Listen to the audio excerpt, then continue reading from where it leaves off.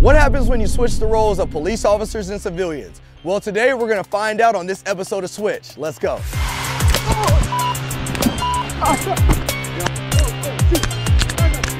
Hey buddy, can I do back in the car please? Hey my man, stop real quick, my man. Have you guys ever wondered why police officers do what they do? Or what about the police officer that's just speaking over you and not allowing you to talk as a civilian?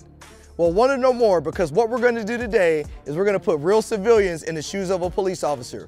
We're going to allow them to experience what it's like to be a police officer day in and day out. Today on Switch, we're here in Corona, California, where we're going to throw civilians in the shoes of police officers.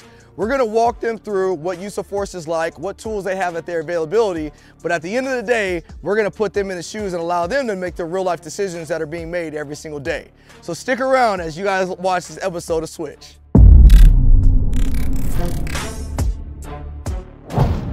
What we want to do is we want to kind of go over some of the use of force protocols that we utilize in law enforcement, or an officer uses anytime they use force. And so today we're going to be utilizing simunition rounds. Trevor, go ahead and explain to us what a simunition round is and what we're going to be using out here in the scenarios. Yeah, a simunition round is kind of an overriding term for a paint projectile out of a firearm used for training. And these are UTM rounds, ultimate training munitions. And basically what it does is it projects a cartridge at a distance that's filled with paint. So when you get hit, you feel the impact, you hear the gun being fired at you, and then you can see exactly where you're hit. They are quite painful, so you do have to wear some protective gear. They can break skin. They can put your eye out and do injury if you're unprotected. But that's the whole learning part of it, because if there's no penalty, there's no pain penalty for what you're doing, you know, you're not going to get the training value out of it. So there has to be a little bit of that hesitation, like, I don't want to get hit by this. Today, the great thing about it is we know that every single one of us is going to walk out of here today safe. So we know that we're going to make sure everybody's safe. But there is, like to Trevor's point, there is a little bit of a level of stress, because you know you got something coming at you. So we got a few people out here. Trevor, Miles, and then Sed is on his way. So we also have some police officers out here. The show is called Switch for a reason. So we're gonna switch. You know, you guys, he's gonna be the person that you guys are talking to. You guys are finally gonna be the officers, okay? So this is what we're gonna do today. So you are just pulled this vehicle over for a vehicle code violation. Okay. And what you're gonna do is you're gonna walk up and contact Mr. Martin at the front driver's side door, okay? He's gonna be sitting down. We're gonna say you've got expired registration, ask him for his driver's license, insurance, whatever you need. Have dialogue with him, all right? So the key things to remember, obviously you got your radio if you need to call for backup. You have a taser right here. If you need to use a taser, pull your taser out at him, say taser, taser. Okay. And then he'll know to simulate either being a successful taser deployment or not. You have a baton here, so you can pull that baton out. You can use force. You can use that baton physically against him. Okay. It's soft, so it's not gonna hurt him. And you also have your firearm.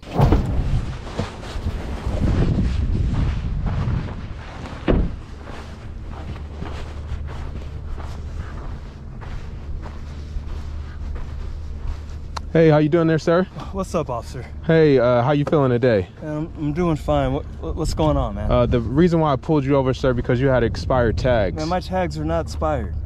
Okay. I just paid them last week, boss. Well, sir, you don't have the current tags. What year? What year is on there? You have Should 2021 on there. Sir, you have 2019. Man, I took care of that though. Okay, but sir, can I get your driver's license and registration, please? Man, you know what? I don't know where. You know, I was at a rush and I was leaving the house, man, and I was just trying to go to the store and get something for my wife. You know, my daughter's not feeling sure. good. So, okay. You know, I don't know where my stuff Okay, is. sir, if you don't mind, can I just have you keep your hands on the steering wheel, please? What? Didn't you just ask for my driver's license? You're right, I did, sir. I apologize. You want my boss? Do you want my driver's license? How about this, sir? Can you just give me your name? I'm gonna get you my license. Okay. Because now I'm feeling a certain kind of way. Do you want me to keep my hands here, or do you want me to get? Sir, go ahead and get your driver's license for me, please. So you said you were going to the store? Yeah, man. You know, you guys get it. You kind of stop people for no reason and stuff, and then you get us a little nervous. Okay. And, I'm sorry, sir. It's okay. I got it somewhere in here. I okay. just don't know. Oh, officer hit! Officer hit! Officer hit!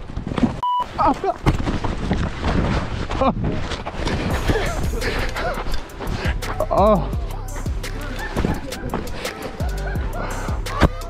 Oh. Oh, you good, bro? You Gucci, baby? Oh my God. All right. How you feel, bro? Brother, I'm gone. I'm in heaven right now. You know what? And sadly, as funny as it may sound, but sadly, bro, that is a reality for some police officers. Let me ask, is there anything else that you could have done that you think you could have did better on that? You know what? I thought I don't think there's anything I could have did different. I mean, I thought I had a good view on his hands, and I just wasn't expecting him to pull out like that. I wasn't expecting that at all. Okay. And I mean, like, just thinking about it, like, he was in the glove compartment, but then he had all the papers, so then the papers was like a distraction, and so the firearm, I think, was on the side. So I'm thinking he's grabbing for the paper, but then as soon as he turned, I thought he was gonna hand me the driver's license, but he handed me something else. Did you ever see the gun? No, I didn't see the gun. It was too late. And then the thing that bothered me the most is how I fell down, and so he got out the vehicle, and then that was a kill shot right there. So I'm glad you brought that up, because that's one of the things when we talk about to officers, we're training officers, there's this phrase that we call stay in the fight. Because at that moment in time, when you're on the ground, you're now fighting for your life. And you can't just lay there and just kill over. Because sometimes these suspects, they don't care. They are trying to bring the fight to you. So at that moment in time, when we talk about being prepared and always having a plan in the back of your head to respond, it's for moments like that cause you to get up, look around at your surroundings, and get back in the fight. There's so many different aspects of a vehicle stop that people don't realize. What happens if there's 4 people in the car? So here's the big reveal. The big reveal is this. This scenario actually happened in Las Vegas.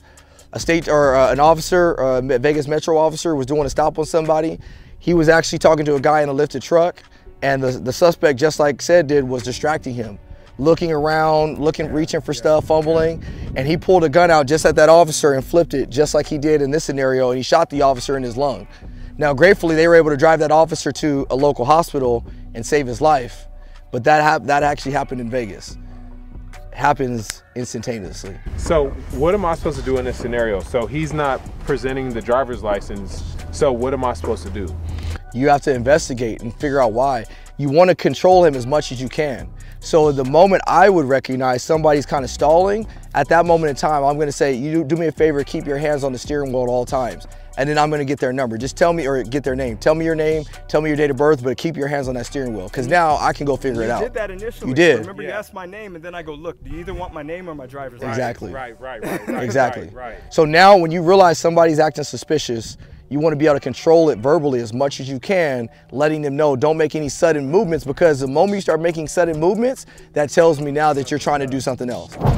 This episode of The Switch would not be possible without our sponsors. I want to thank SC Village for allowing us to utilize their facility, but most importantly, I also want to thank 88 Tactical for sending out all the equipment that we were actually able to use during these scenarios. Thanks again, guys.